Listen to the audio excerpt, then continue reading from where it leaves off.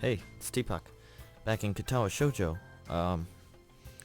Probably gonna finish this one off. So, Lilly takes a hold of my arm in hers, there being no need for a cane if I'm here to guide her. With a nod of farewell to the two, we set off out the door and make our way to the school grounds.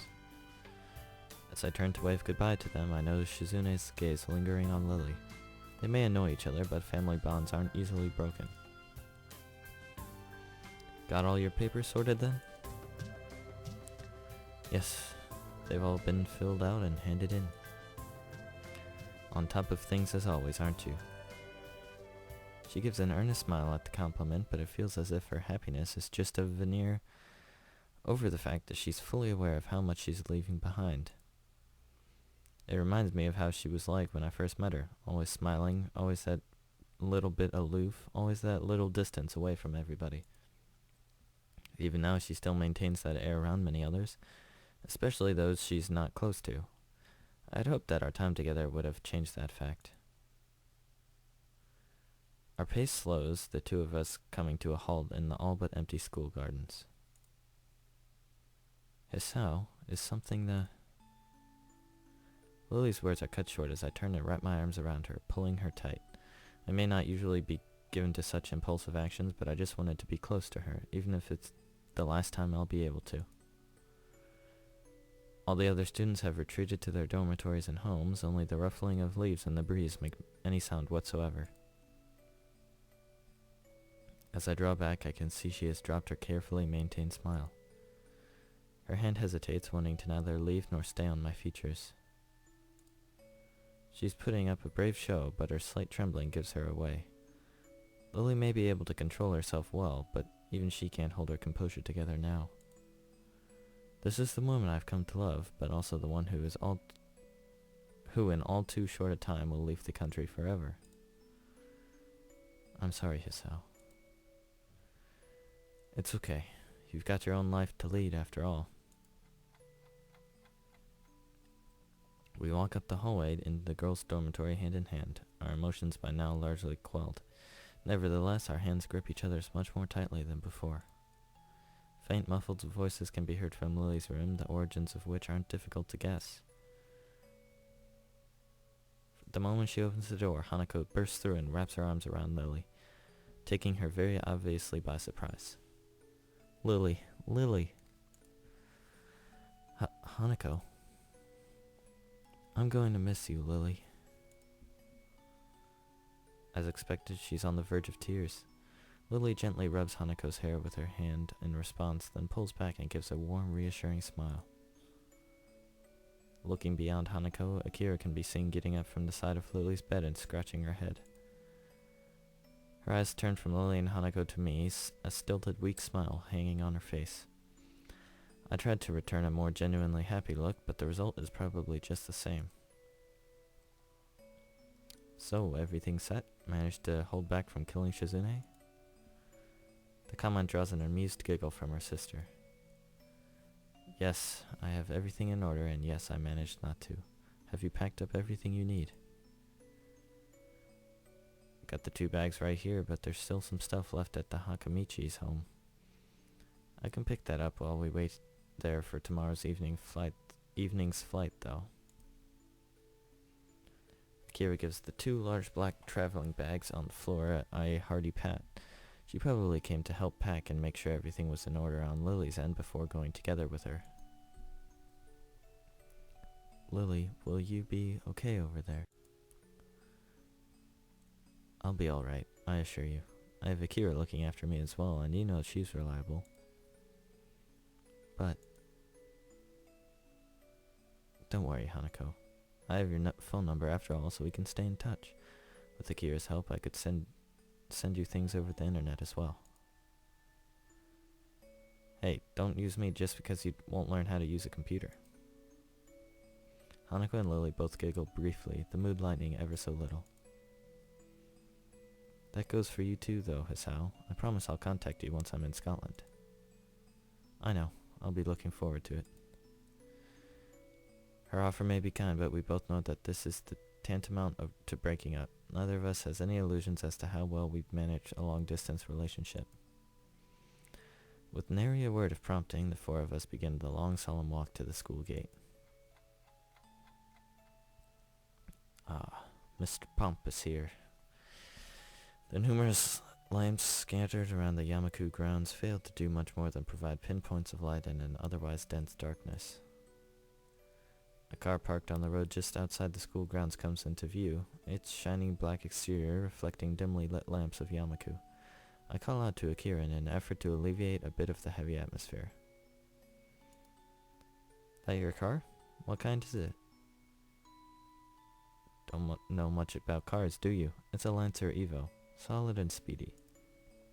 Well, it's not as if her comment on my knowledge is off the mark. I've never really taken an interest in them.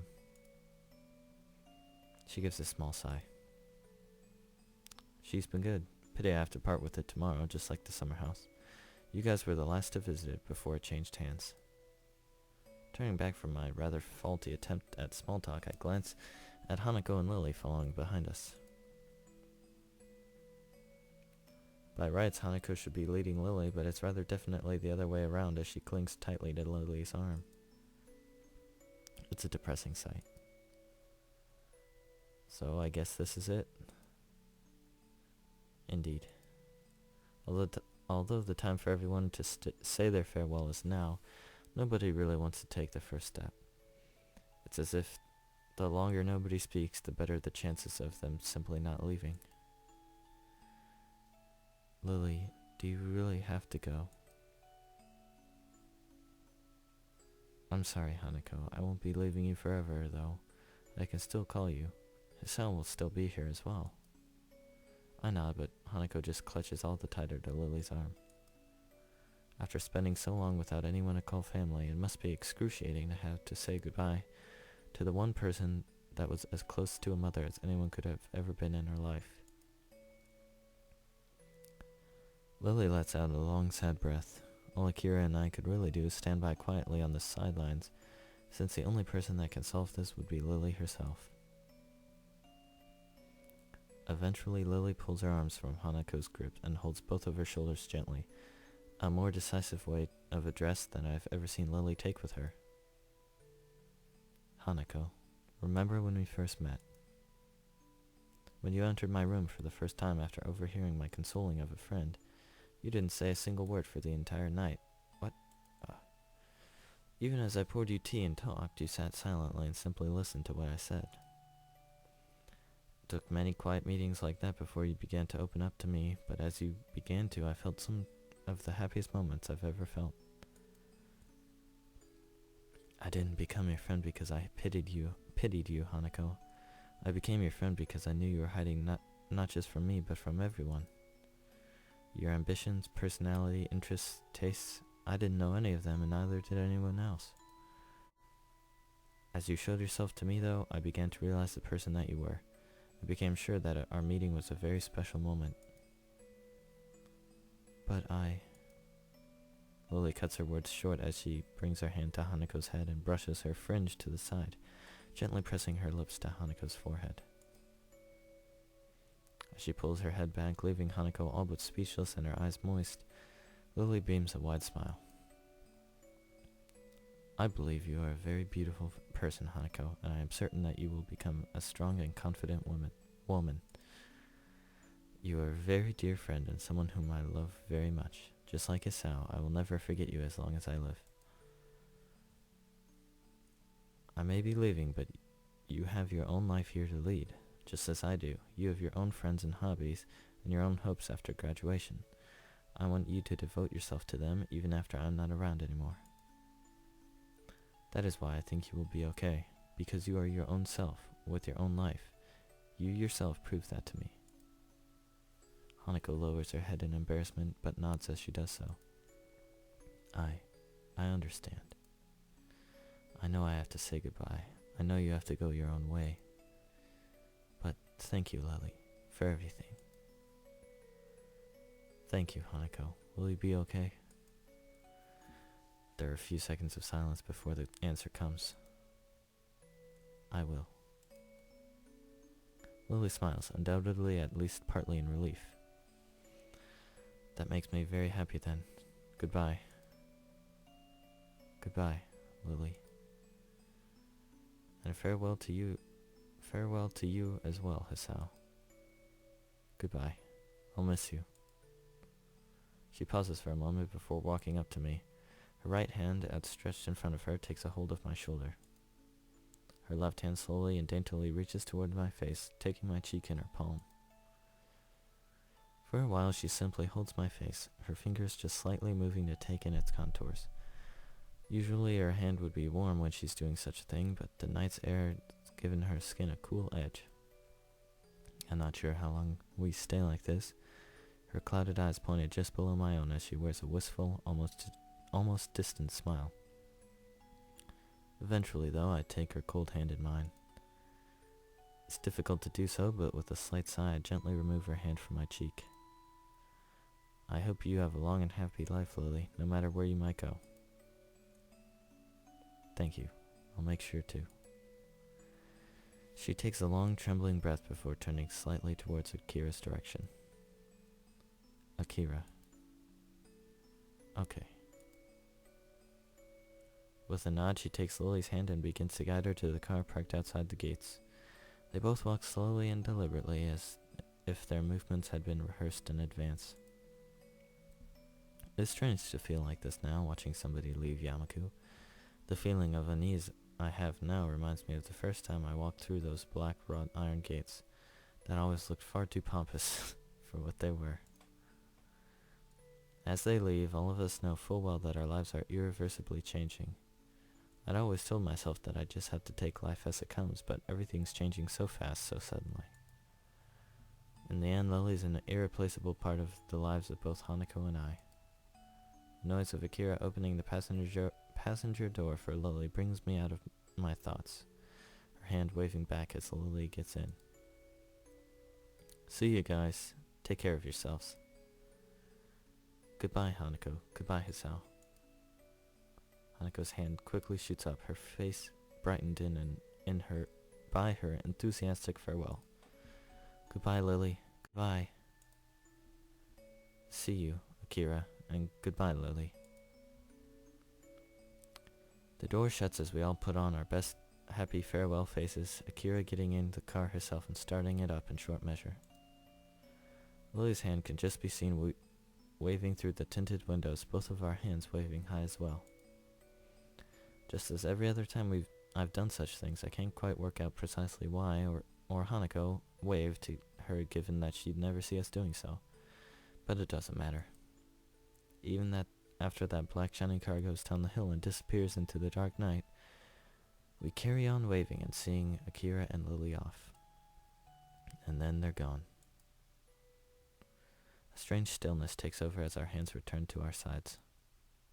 I don't quite know what I should do or how I should feel. In the end, we just stand there silently staring down at where the car disappeared from sight. Goodbye, Lily.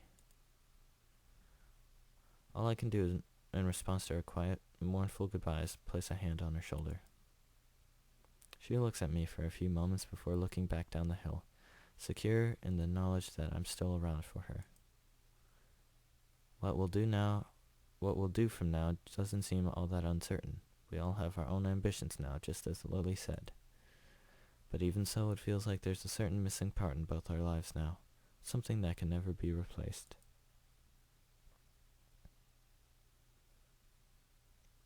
Is this the end? No. I thought that was a pretty good goodbye. What's going on now? The snap of my mobile phone's closing contrasts with the ambient chatter and noise audible even in the hallway outside the library. What? It's the first day of the summer holidays, a time that has perpetually seemed so far away, and yet now it's not only here but also made painfully obvious by the students or lack thereof left in the school. Most of the students have returned home to spend the holidays with relatives by now. The few that are left are mostly chatting between themselves, usually about what they intend to do in the coming weeks. It makes me feel like the odd one out for taking advantage of the school library being open for the first several days of the holidays. Ostensibly, it's for students to drop off any books they've borrowed and have yet to return. Oh, speaking of that, I found a book under my desk today. It was due like February 12th. I thought I returned it, but I guess I didn't. Gotta pay that fine, but... And for those who will have their parents pick them up to help pass the time until they get whisked away.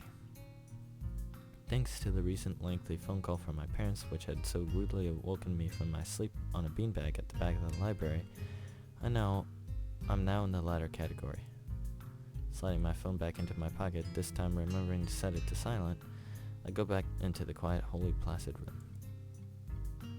It's a nostalgic sight, just as when Lilly first led me to the library. The orange tint of sunset bathes the room in its light, while Hanako sits on a beanbag silently reading and Yuko fusses, just barely visible behind the counter. Hanako especially has been noticeably more quiet than usual since yesterday's happenings, but I can't really blame her. It wasn't just me that depended on that person after all. I walk quietly back to the beanbag near her where I'd sat before, being doubly careful not to make any unnecessary noise.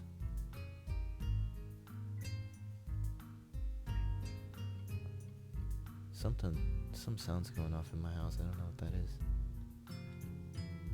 Oh well. The soft puff it gives us as the bag takes my weight makes Hanako's eyes flicks towards me, but only for a second. I get the feeling that Hanako's been quiet only partly out of sadness following Lily's departure. Rather, she seems more thoughtful and measured than I expected. Perhaps due to her desire of working out how to deal with Lily's leaving rather than just being depressed over it. It makes me a little proud of her. Hey Hanako. Yeah? Still going ahead with your idea of traveling? She gives it a determined nod. I'll be starting in a day or two. Naomi's decided to come with me too. Wow, quick start. Where are you two headed to first? I think we're gonna start by going north, then loop down and go southward. So Hokkaido's gonna be first? She gives another nod, more tentative than the last. The significance of that place is not lost on either of us. Do you know how you're gonna handle traveling expenses and accommodations? Yeah, I've worked everything out. I think I should be okay. Naomi says she has her side worked out too. You know that if you need anything, you can just call, right? I gave you my number before. Any time of the day is fine. She gives a smile, which in itself feels like a small personal victory. I know. Thanks, Hisao. Maybe Lily was right. Although I may offer Hanako any help I can possibly give, I feel as if I know she doesn't need it. She really has grown. Hanako's plans for her holidays are sharp in contrast to my simple followings of my parents' suggestion to stay with them. Holidays had always made me feel less excited than most, though, so maybe this is just a return to the status quo. Before my heart attack, I'd always lived so aimlessly that holidays weren't all that much different from everyday life anyway. After school, I'd wander around a bit in the city, often hanging out with some friends, before making my way home to eat dinner with usually one of my parents, but rarely both. Their work schedules didn't leave much time for them to be home, and going there straight from school would just have meant I'd end up feeling bored. I was an urbanite through and through. Since coming to Yamaku, though, it feels like I've fundamentally changed as a person. The phone call with my parents erased any traces of doubt I might have held on that in any case. What? Oh well. While before I had exercised a fairly normal level of independence for a teenager, that not being a whole lot, my parents were more than pleased to hear of my newfound ability in taking care of myself. Laundry, cooking for myself, cleaning, all in addition to other general chores that come from living without parents around. Just the little menial things I've had to pick up, but with a relative ease. When I think about it, I'd always depended on them, even if they hadn't been at home all the time. To say I'd never depended on anyone anyone after moving to the Yamaku dormitories would have been far from the truth, though. Excuse me. The two of us look up at the awkwardly fidgeting figure in front of us. Some things never change. It's getting close to closing time, so, oh right, I'd forgotten that the library closes earlier during the holidays. Hanako and I both get up and dust ourselves off, placing our books back on the shelf behind us. The fact that our tastes in reading material have a fair amount of overlap is useful at times. With a bow to Yuko to apologize for taking so much time, Hanako takes her leave of us. See you tomorrow, Hisao. Bye. And with that, she walks out of the large wooden aging doors that herald the entrance to the library. She's a quiet person, isn't she? I suppose I should be surprised at a staff member sharing personal opinions like this, but after knowing Yuko for a while, it's largely expected. Our relationship is more personal rather than one with her acting as an authority figure. Yeah, I think that's just how she is. She's got a lot more confidence in herself these days, though. I don't know her as well as you do, but I think I agree. It's nice to see her talking to people here. She never used to do that before. Hey Yuko, you know about Lilly's leaving, right? She told me herself a few days ago. It must be hard leaving everyone behind like she is. She quickly looks back to me after she says this, probably remembering that I went to her for advice on the relationship between Lilly and I before. I don't remember that. Are you gonna be okay? That's a difficult question. Something I'd rather not think about for now, though, given more pressing issues. Something seems kind of off about this whole deal, don't you think? Yuko appears to think for a while, absent-mindedly scrunching her face up in a variety of creative ways as she does so. I don't think I really know her well enough to make that kind of judgment. Sorry, I can't be more help. Nah, that's fine. I'm just sort of thinking aloud. I give a deep sigh and scratch my head in frustration. There's just so much stuff happening at once that I have no control over it. Feels like I'm being swamped. I think everyone goes through times like that. What's important is to concentrate on what you can do, rather than what you can't do. At least that's how I see it. If I didn't think like that, I don't think I'd be able to manage my life as it is. She says it with a smile and a light tone, but her words are far from any kind of joke. Being pulled between two jobs as she is, just to hopefully make enough money not only to live, but also for a university must be exhausting. Perhaps that's why, coming from her, this feels like it has more meaning than if it had come from most others. Okay, yeah. I guess you've got a point there. Thank you for your advice once again, Yuko. She bows deeply and smiles again before making her way back to the counter where she spends so much of her time. The tiny wings of the cardboard crane in my fingers are only just visible in the dim light of my room, just a little of the moonlight being able to peek through the curtains and around their edges. There it is. I lie still in my dark bed for a long time, idly looking up at the little origami bird. It feels like a lot's happened since Lilly folded this, but at the same time it feels like very little has changed. Compared to everyone else, I'm back to square one. I might have a newfound idea of where I want to go in life, but that's hardly something that affects me now.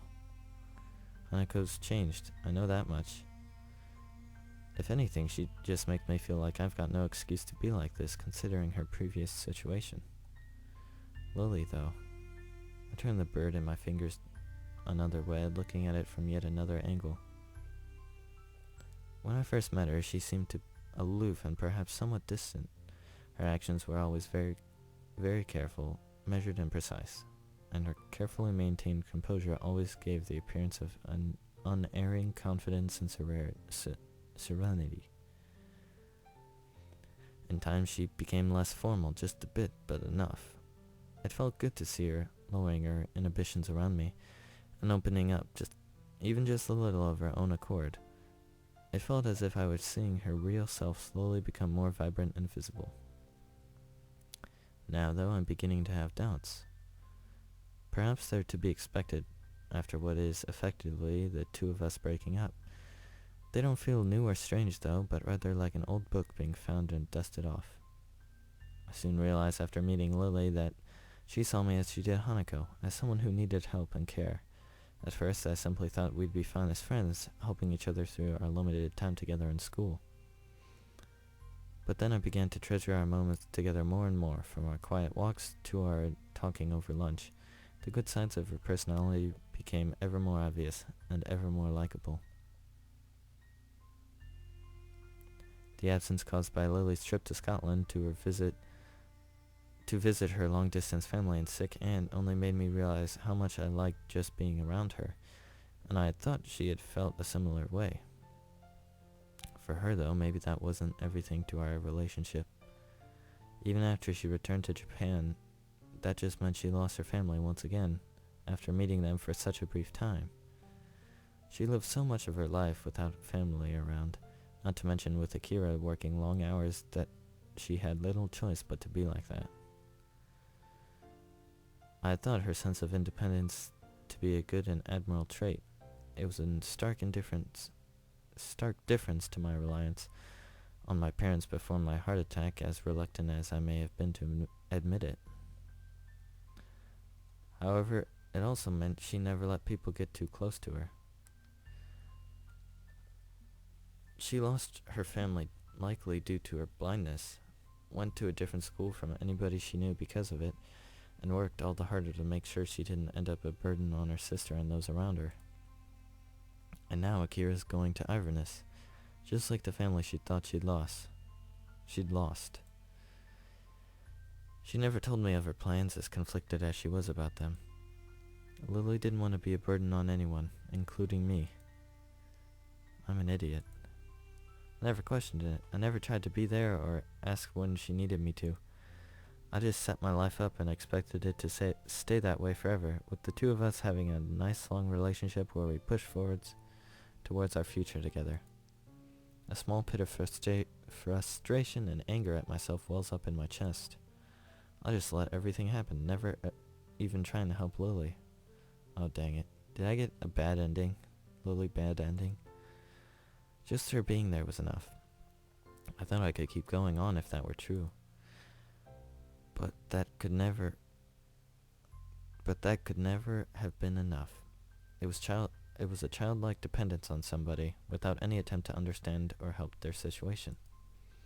Thanks to that, I lost Lily. I lost the one person I loved most because I wasn't there for her when she needed me. With an increasingly angry feeling washing over me, I turned over and set the crane back on the desk next to my clock, the place where it had lived since the day she folded it for me. Since that day when she herself said that my burdens needn't be my own. The obnoxious bright red numerals of my alarm clock shined through the darkness of the room onto my tired eyes. 10 o'clock, evening. Curfew will be soon. I wonder. Akira mentioned they'd be leaving this evening. Oh, okay, Hisao's gonna go get Lily back, it's looking like. I've no idea how exactly when their flight is, but that means there's a chance, however small, that they might not have already left. Adrenaline starts to move through my body as I sit up on my bed, my eyes suddenly wide with possibility. There's no guarantee they haven't left. Indeed, it's likely that they already have, but there's also a chance they haven't, however small it may be. Just this once. Sorry. Repositioning. Just as I should have before. I stand up and rush over to my cabinet, throwing out some clothes as fast as I can and sliding them on in quick succession. Each second that goes by is a second that I can't regain, a second that may mean the difference between catching them and losing them forever. Excuse me. Even if I fail, I have to try. I can't let her leave everything behind without even trying to stop her. Without, just this once, being there for her. With the last of my clothes slipped on, I hastily grabbed the phone off the desk. Luckily, the number for our local taxi company is still in my call history. A gruff, unenthusiastic voice announces the name of the company while I pace around the room. It takes some effort to slow down my voice and keep it clear over the phone. The chilly night air sweeps against me as I open the dormitory door, but nevertheless I keep up my brisk speed as I half jog, half run out to the school gates. That's bad. Don't do that, you're gonna get a heart attack. It may not be curfew just yet, but it's precariously close. If there was a guard around, they'd no doubt have some questions for me, but it looks like I've managed to come out just before they arrive, or they're around a corner. My pace picks up as I make my way through the school gardens, their nighttime allure all but lost when I begin to run to the school gate. The lamps of the courtyard, dim as they are, provide just enough illumination to light the way and prevent me from tripping over. The buildings themselves take on a rustic, almost antique-looking edge when I glance at them. Looking back, it seems strange that they once appeared so dark and looming to me. Now they just look to be somewhat anachronistic school buildings, the same as any others bar their age. Pompous gate. Leaving the gates behind me, I pull up to a stop just before the taxi. Parked just as Akira's car had been, its gaudy and brightly lit sign looks out of place in the quiet country backdrop. I impatiently squeeze myself through the door, giving the driver the address for where the two should hopefully be staying. No, they're not going to be there. They're going to be at the airport. But that is a nice-looking place. By the time the taxi pulls up after its trip at a maddeningly casual speed, it's well and truly deep into the night. The house is truly enormous, its sheer size much larger than I expected, and ominously still. Fearing the worst, I ask the driver to stay just in case my efforts are for naught. A single press on the fancy intercom system outside the gates produces a short, electronic melody in the otherwise silent road. It's not long before a somewhat deep, gruff voice can be heard from it. This is the Hakamichi residence. Please state your name and why you're bothering us this late. I press on despite inwardly wincing at the reasonable annoyance audible in his voice. It's Hisao Nakai. I was hoping to meet Lilly or Akira if they're still here. Surprisingly, I managed to summon quite some energy to my voice, enough to make the other side of the intercom silent. Uh-oh. A few seconds pass just before I press the button again to ask what's going on. A light turns on outside the front door. I strain my eyes to try and make out who's coming through, but as he comes past the large parked car with fishing rods sticking out the back, his identity becomes clear. His face is typically placid and emotionless as he saunters up to the gate. He's still childlike in his mannerisms despite his demeanor. With the press of a few buttons from behind the fence, the gate slowly opens. Oh, it's you. Hisao, what are you doing here? I think this is the most emotion I've ever heard from his voice. Not that it would be hard to reach that mark. Akira told me that she and Lilly would be staying here before they left for their flight. I need to talk to Lilly just one last time. Are they still here? The look on his face says everything. I failed. I was too late. The one time when I actually needed to act quickly and... Actually, it's possible. What? What is it? He's a bit taken back by my fervor, but I can't help it at this point. They left not long ago, only a few minutes before you arrived, in fact.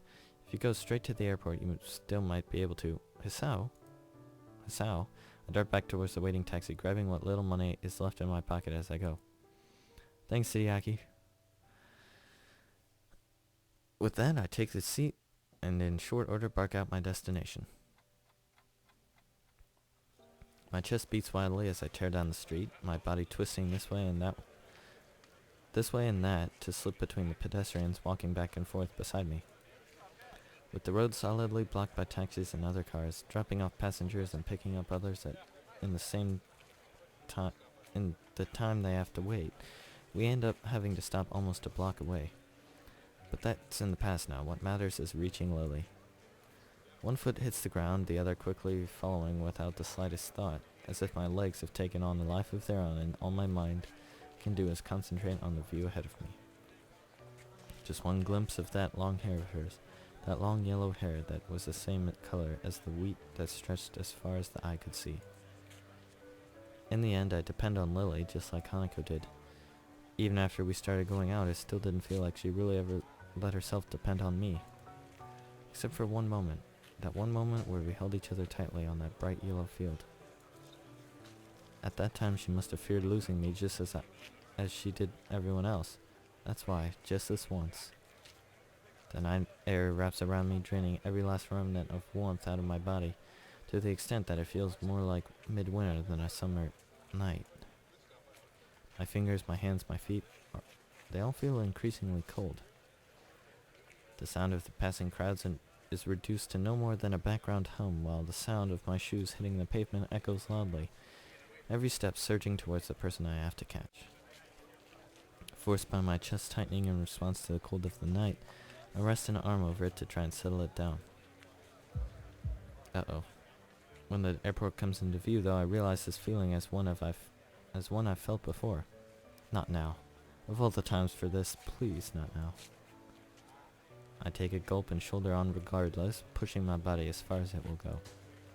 Sweat pours off me as I hurtle forward, my shoulders hitting someone's side and my mind suddenly flooding with emotions and memories. I continue on without an apology. That's not nice. I have to keep moving now. If I stop, I'm not sure I could begin again, and even if I could, it would all be for naught if I'm not in time. I hit another person, then another, offering little resistance to getting bounced about. My feet feel numb. My arms are losing all feeling. My chest forces me to hunch over awkwardly, tightening ever more. That afternoon in the snow, that time when my life irreversibly changed, images of Iwanako and that damned letter flash over and over in my mind. The first love I'd lost thanks to my condition.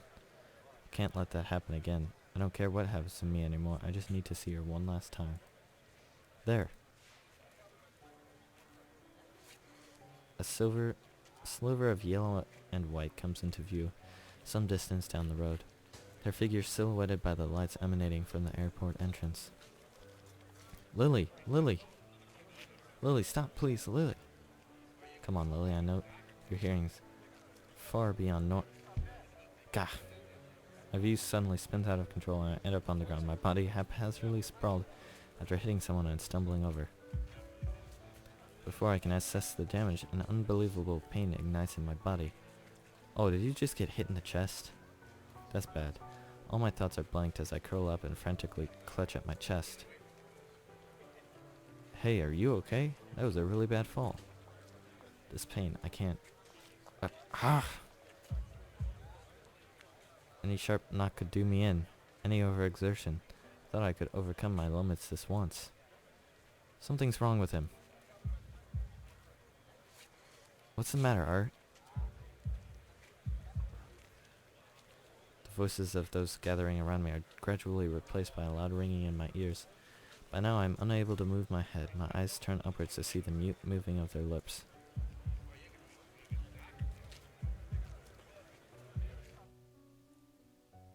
Even as I clutch my chest, I realize I can't feel my fingers anymore, nor my feet. It feels like my entire body is shutting down, starting from my extremities. With one last effort, I turn my head down the road, towards the airport entrance that's casting its light over me. Lilly is there behind the crowd. Her head is tilted, but only just slightly. I can feel my vision dimming as I try to yell out, but nothing emerges from my mouth, despite my best efforts.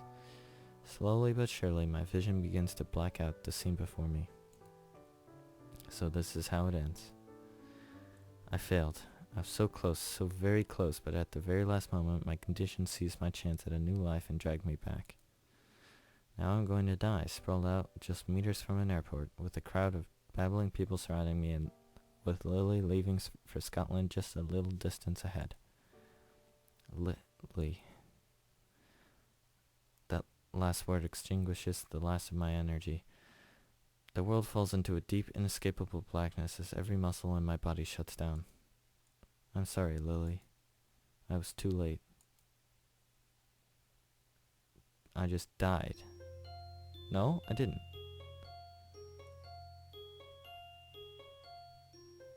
Did I?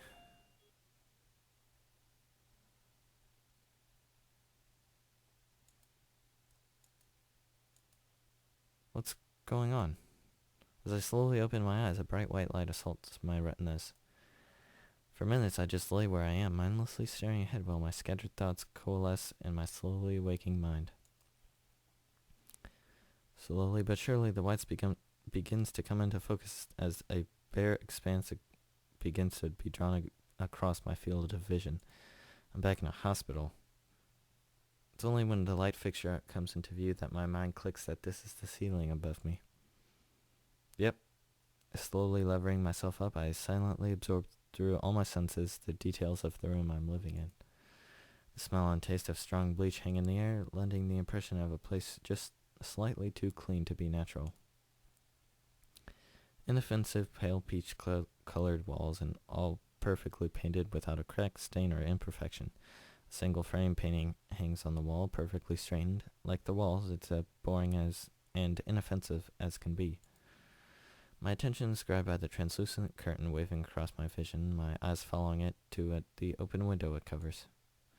When I move my right arm to try and lift myself up and look through it, I feel the catheter dig in uncomfortably. It's only now, too, that I notice the cannula tubes winding around my cheeks and into my nose. After some fidgeting, I settle for just looking around the corner of the window. Beyond the thick leaves of several trees, I can see the greenery below, backing out onto a field, a customary island of green on the outskirts of a city. Judging by the sun outside, it's noon, of which day, though, I'm not sure. So, I'm in a hospital once again. I let out a long, tired breath as I try to collect my scattered thoughts, my mind seemingly cast in a dozen directions all at once with as many emotions running through me. Oh, don't be like it was all a dream thing. I never even went to Yamaku. That would stink. After slowly lying back down, I decide to start at the beginning. Why I'm here. I guess my mind back, but I can't work out a smooth recollection of what happened. The events of last night, or whichever night it was, come back more as a series of snapshots than any cohesive memory.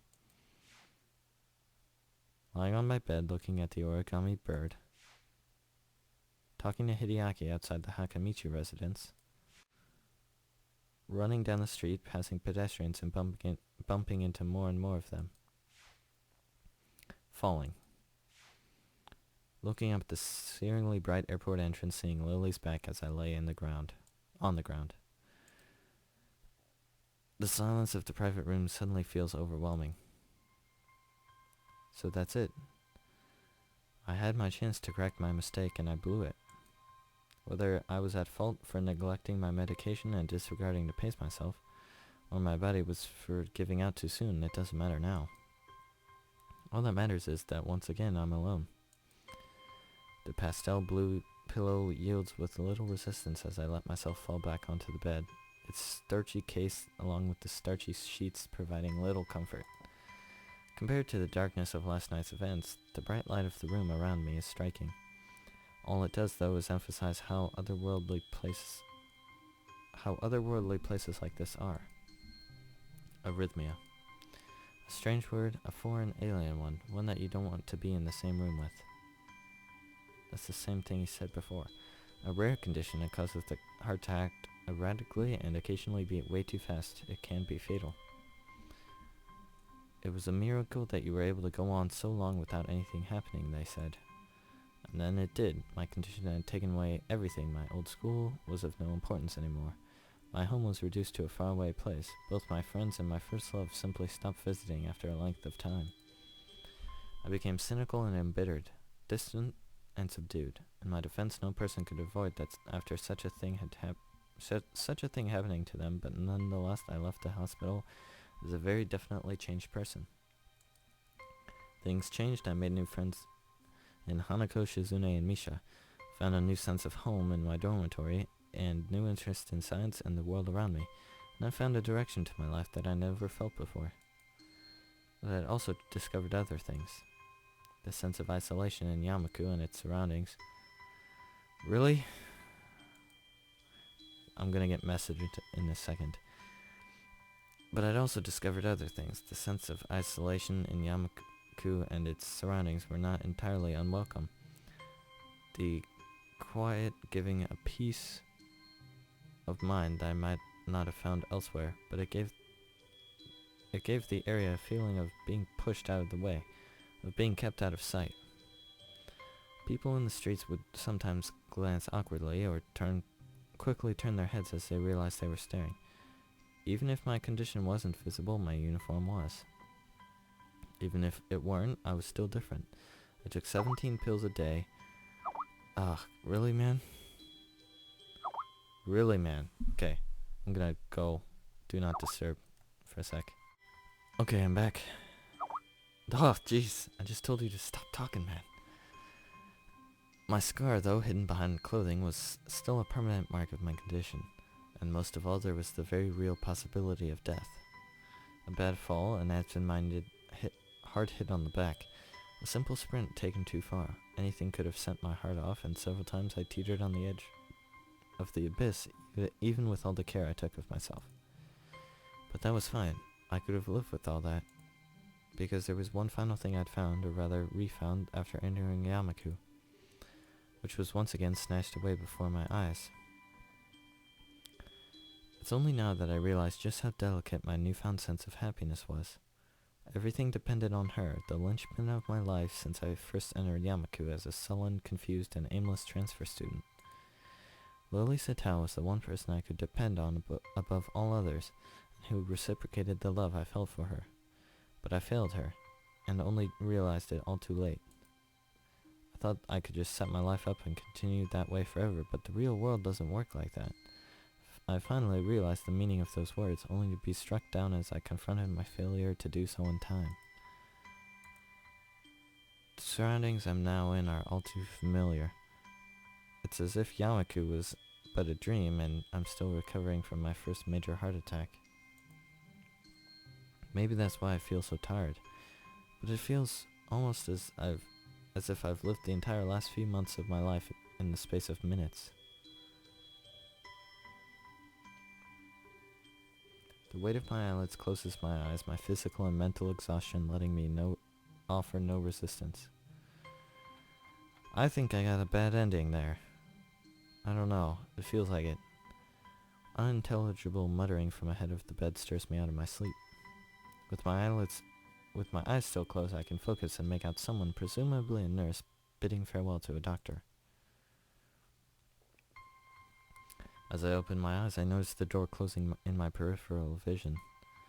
The doctor stands reading some notes off a clipboard held in his hand, carefully looking over the pages. After consulting his obviously very important documents, he looks up and notices my gaze. It's now that I notice something slightly odd about his expression and general disposition, but I can't quite put my finger on it. Ah, I see you're awake, Mr. Nakai. His quick glance to my bed and to verify my name slowly shows that his documents obviously didn't have it written on them. I must admit this is a bit unfortunate. Your parents visited just earlier while you were asleep. I could notify them you're awake now if you like. Thanks. That would be good. I give a somewhat dazed reply, most likely the one he'd expect, before really thinking about what I'm saying. Not a problem. If you have any questions you'd like to ask, I'd be happy to answer them. That is, unless you'd prefer to rest. The anesthetic's still going to be affecting you a bit, I'm afraid. The anesthetic, of course, that's why it felt so strange the first time I woke up. I slowly shake my head, not wanting to dislodge any pipes or cause myself any more discomfort than necessary. The doctor politely puts down his clipboard in response. I guess my main question is, what exactly happened? To put it simply, you've unfortunately had another heart attack. While not as severe as your first, you were very lucky it occurred so close to a hospital. After being sterilized, you were taken to the operating room, What followed was a keyhole surgery in order to insert a temporary pacemaker. All in all, the incident happened 2 days ago, with emergency treatment being carried out very soon afterward. Since then, we've kept you under close observation while you were asleep. Will I be alright? Are there any lasting problems? Compared to the procedure carried out for your first heart attack, this was relatively minor. While you will have to undergo surgery once more in a few days' time to remove the pacemaker, assuming there are no complications, there should be no lasting implications. He just rhymed, I think. Did I skip something? I think I double-clicked. Oh, yeah, I did. He continues talking, the subject shifting into a repetition of facts about arrhythmia and my medications that I already know for the most part. I start to nod and feign interest while my mind drifts. I begin to think about how perfectly hung the inoffensive painting hanging on the wall behind his shoulder is, and how neat and sterile the surroundings are, even including the doctor himself. If my mumbling bores you, you are quite welcome to say so, Mr. Nakai. Lord knows I lose track of myself sometimes. He gives a short chuckle at his self-depreciating joke as I grimace awkwardly, having been rather badly caught out. The doctor's chuckle sounds different from that of the nurse at Yamaku, though. Come to think of it, as I ponder why, I realize the man in front of me feels just that little bit off. His smile is neat and sterile. He delivers his little joke perfectly with the customary inoffensive chuckle. It is like, rather than talking to a man whose name is... What? I just completely blanked. Rather than talking to the man whose name is neatly printed on the name tag, pinned to his lab coat, I'm merely interacting with an actor reading off a pre-rehearsed script, every action being choreographed beforehand. I suppose he has to be this way, though, to be a doctor. He has to keep his neat and sterile smile when chatting to the girl with cancer slowly spreading through her body, when assuring the woman who will surely die from childbirth, and with every other terminally and critically ill patient. That's kind of weird. That little bit of distance, that little bit of aloofness. It makes me wonder if I've been too harsh, especially considering it's a disposition far from being adopted only by people in his profession. After all, the one I love kept that same distance from others herself. Looking up to the doctor again, I realize I've been in thought with my head bowed for some time. I understand you must still be tired. You've been through a lot, and as I mentioned before, the anesthetic would still be affecting you. If you don't mind, I'll let you get some rest and tell your parents you've woken up for you. I think that would be good. Thank you. He gives a curt nod before picking up his clipboard and making his way to the large white door in the corner of the room, closing it behind him with a thud. In the end, I'm alone again. Lily's gone, Akira's gone, and Hanako would be traveling, and even my parents have already left the hospital. 4 pale peach walls, 1 white ceiling, and a single open window to look out towards the world outside. It's hard to think of the future when the past is crowded around you, claustrophobic in its neat, sterile, starchy, bleach-smelling grip. Lost for what to do or focus on, I content myself with sleeping the time away as though this were just another dream like Yamaku had been. White. A sterile, clean white for a sterile, clean room. My eyes open, and I simply stare at the ceiling for some time. It's about as interesting as the television would be mounted on its metal rack hanging off the ceiling ahead of the bed.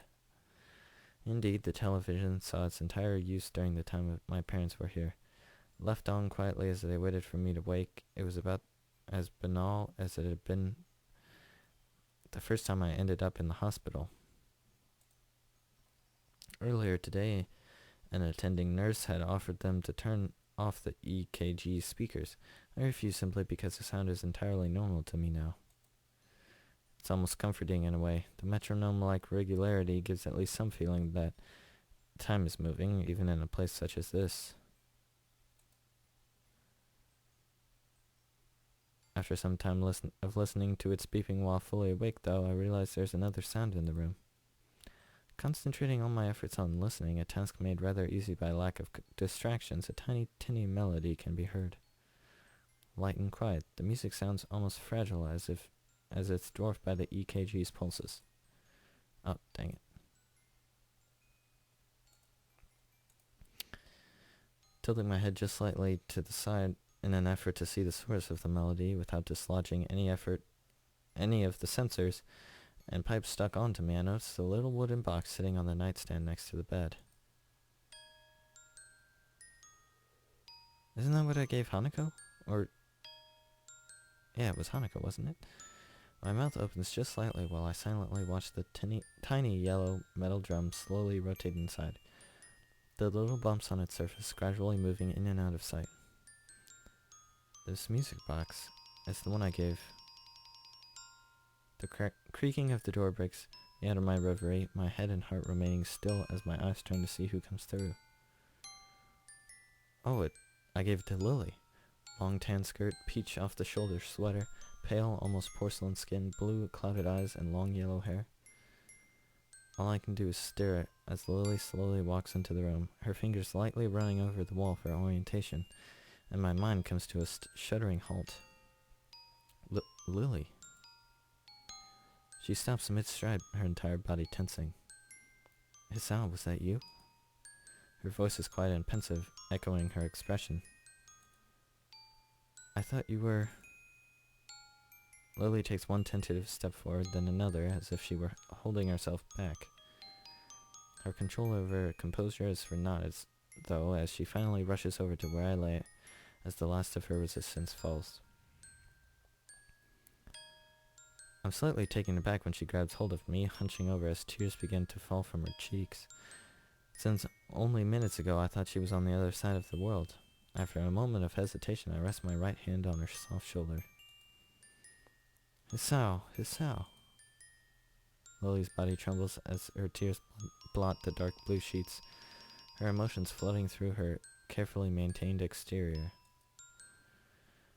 With her face now closer and made easier to see for her pale skin being lit by the sunlight from the window, I notice her cheeks are redder than they should be.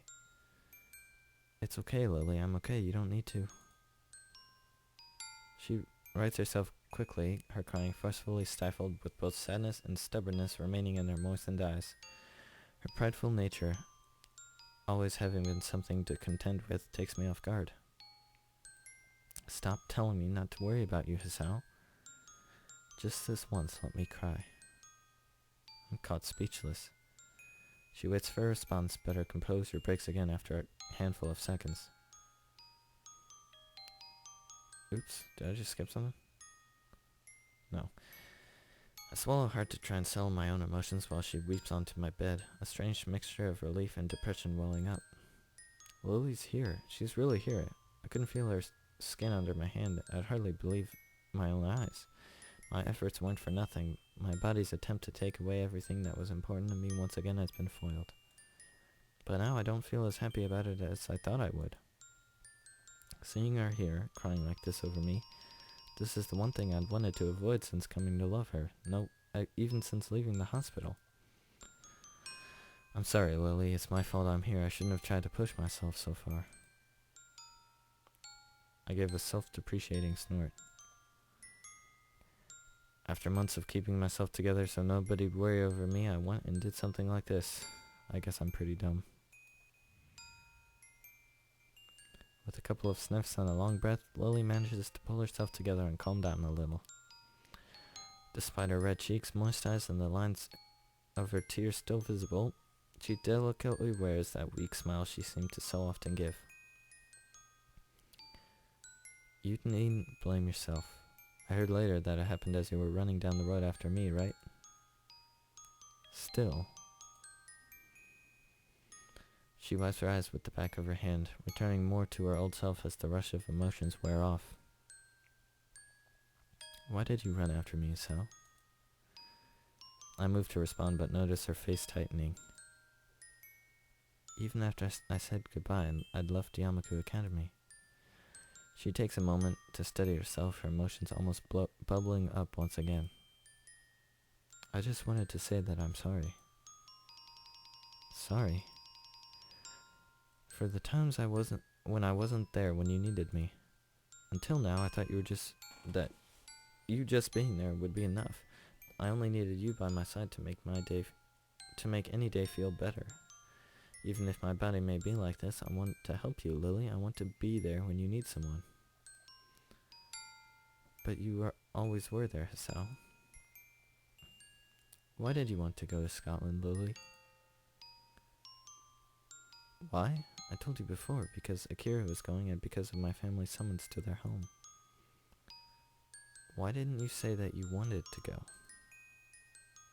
I'm not stubborn often, but this one time I think I need to be.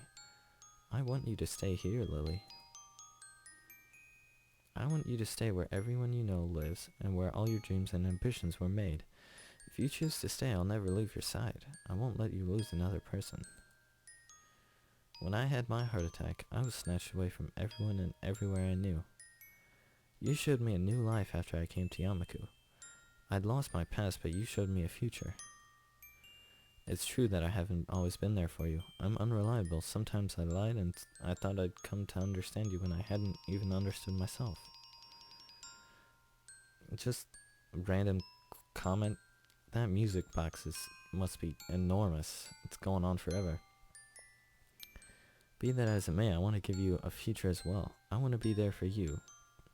To share both your burdens and your happiness, just like I promised back in Hokkaido. I want you to trust me. I know I had problems coming to put my trust in you after losing so many people I'd known after my heart attack, but that's how I know that being unable to trust others can feel awful.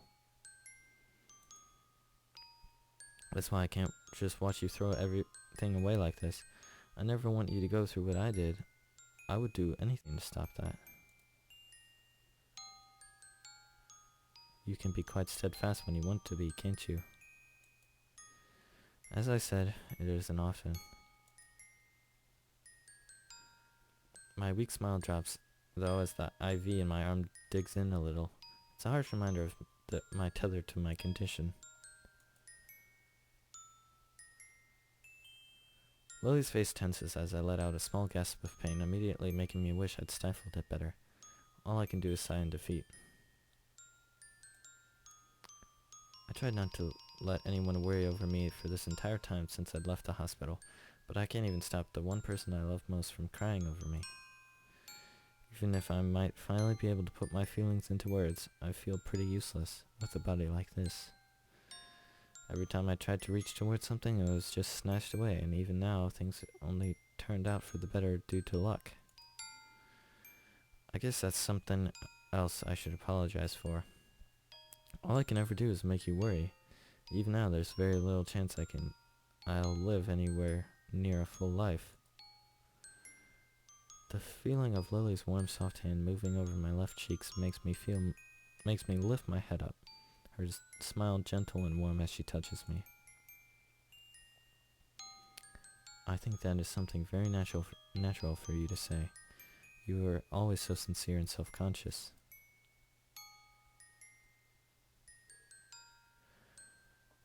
You were also reserved and mild-mannered, and patient to a fault with Hanako, yet curious about everything and everyone. When I said I'd miss you while I was with my family, I wasn't lying or exaggerating. The thought of you was never far from my mind, and helped me through that time. That's why I was so confused about what to do when my family summoned me. Even after I thought I'd made my decision, you tried your hardest to challenge me about it. I didn't confess to you out of pity or believing that you were somehow different from what you are. I confessed because I never want to lose you, and want you to always be a part of my life, no matter what it might change. You are a very beautiful person, Hisao. Your heart changes none of that, so please, don't apologize for yourself anymore. For a long time, silence reigns in the room. I'm not really sure what this newly born feeling inside of me is, but it pales into insignificance as I wordlessly gaze at Lily's smiling face, warm and gentle as it has always been. It's only as her thumb crosses my cheek, wiping away a single drop of moisture, that I realize this is all I've ever wanted. For what feels like the first time, I give an earnest, wide smile. As Lily feels it against her palm, she returns the gesture. More time passes before either of us says a word, neither of us needing speech to communicate our feelings to each other. I know I can't promise you that I'll always be around, or that we'll be together forever. With some difficulty, I slowly lift my hand, placing it on her pale shoulder.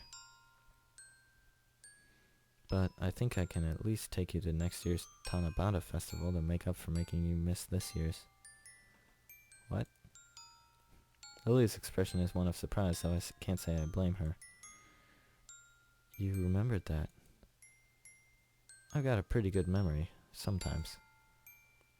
She raises her hand a little and takes her hand away from my cheek, giving a small amused giggle. I smile absent-mindedly at how earnest it is, almost girlish in its lightness. Still smiling warmly, she collects herself and stands upright with a hand resting on my chest. It feels like I'm seeing her for the first time, the sun from the window glowing behind her just as it did when I first walked into that room where she was drinking tea. Very well then, shall we make it a promise between the both of us to go to next year's Tanabata together? Even if she can't see me doing so, I nod approvingly. I promise. I promise. Is that the end? Okay, well that was the end of Lily's arc. I think now that might have been the good arc, possibly. I think I made the right choices. Well, as you can see, there's Lily in her first stages. Yeah, I like that. I like that story. However, Hanako's still my favorite. But anyways, so this arc has ended, and I don't know what arc to do next. So I'll probably just pick someone random, because I really don't know. Or whatever you guys want. If you guys want a specific arc, who's left? Shizune, Emi, or Rin. And I don't know if Misha has one or not, but... Oh, it's still going on. Akira, Lily, and I silently sit on the grassy embankment high above the local town, the breeze gently blowing through the cloudless sky. Am I in Scotland right now? We may just be a few minutes' walk from town on a hill just outside its limits, but the view is entirely unexpected. Lily sits beside me, her eyes closed as the gentle breeze flows through her hair. This is a nice area. Yeah, I never knew a place like this was anywhere near Yamaku, so we're still in Japan. And I had to be the one to find it, of course. Akira's grin is genuine, but her tone is slightly different from her usual carefree nature. It's good that you're out of the hospital, though, Hisao. Nobody's more glad than I am. I can't stand hospitals. So you two going back to the school tomorrow? Yep. What? Akira chuckles in amusement before looking back out to the town below, the trees between the buildings swaying in the wind. Pity we couldn't go up north for the summer holidays, or get to Tanabata. I wouldn't worry, there's always next time. You'll be graduating before the next summer vacation, won't you? Yeah. There'll still be college after that, mind. Going to the same one? Likely. We both have enough scores to meet the entry requirements. You sound so sure. Don't worry, you're better than I in most subjects. I guess we'll work it out in due time. That's the way. Just enjoy yourselves in Yamaku while you're there. Lilly gives a sad sigh at the distinction made between Akira and the two of us. Do you really need to go back to Scotland? Hey, Lily's staying back with us. Yeah, the folks are already out for my blood as it is. You weren't meant to stay this long? She gives her trademark wide grin. Setting my boyfriend up with the passport took some time. You're taking him with you? Just for a while at first. He's a surprisingly worldly guy, so I think he'll just do just fine. Akira gives an amused snort. If our father had his way, I'd have gone a long while ago. I just couldn't pass up an excuse to stay with my favorite little sister for a little while longer, though. She leans right and gives Lily a tight, playful hug, cheering her up considerably. It's nice to be with you one last time, though. For what it's worth, I'm in the same boat. Thanks to you two, I'll try and come back sometime, don't worry. It's a shame that the business keeps you so busy. The place won't run itself, I'm afraid, and I think it's going to be just the same over there. Considering that, I'd better get going. Have fun over there, Akira. Will do. With a slight grunt, she lifts herself up. She lifts herself with her hands and stands up, dusting herself off as she does so. Well, I'd better be off. The plane won't wait for me after all. She has a certain unusual wistfulness in the tone of her voice, her eyes firmly planted on her sister. I'll be okay, Akira. Yeah, I know. Come now, it isn't that bad. You'll be able to see us again soon. It's strange to have Lily reassuring and doubting Akira for once. She really has changed. Goodbye, Akira. Bye. For a second, the dark-clad figure looks down at the both of us, smiling widely. Perhaps more widely than I'd ever seen her do before. She lets out a long, slightly wavering breath to steady herself before leaving, but eventually slips her hand into her pockets and turns on her heel. And with that, she walks away, one hand held in the air as she goes. See you later, you two. A jazz tune with no beat, melody, or direction to the very end. After a few moments of sitting silently, Lily and I pick ourselves up and dust ourselves off. Turning towards her with a broad smile, I hold out my hand. Shall we be off then? She takes my hand in hers with a gentle nod and a smile as beautiful and warm as ever. Indeed we shall, Hisao. As we set off towards the school, that wonderful smile engraves itself into my memory. That wonderful smile that we both share. Our paths may be scattered and times overshadowed by sadness, but they're also an irrevocable part of our lives and personalities. Even if I could change a single thing, I wouldn't, because my past is what led me here. That's why, even with all that's happened to us before, and all that may happen, that may well befall us, together we'll keep walking forwards. Forwards towards the future. Our future. There we go. Good ending.